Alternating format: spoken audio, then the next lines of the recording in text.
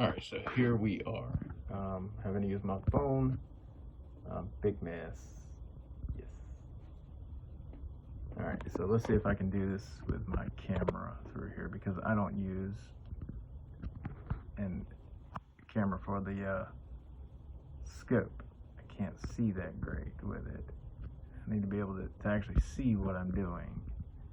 So as you see my wiring, that is the way you put it. Just like that. Now I'm going to mask over this, but it'll work. So hopefully this helps you. So I have an Xbox Series S here that the ESD chip went bad, and I'm not going to try to find this chip for it to cost so much from somebody. It was the port. I changed the port.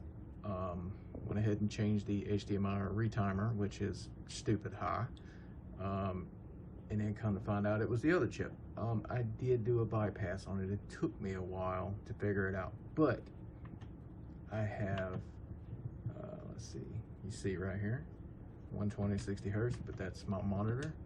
I actually have all. Now I was stuck on 640 and 480 when I was messing around with the wiring. So sorry, it has to be done on my phone. So I'm going to give you the wiring diagram to actually do this. There's not much information on it.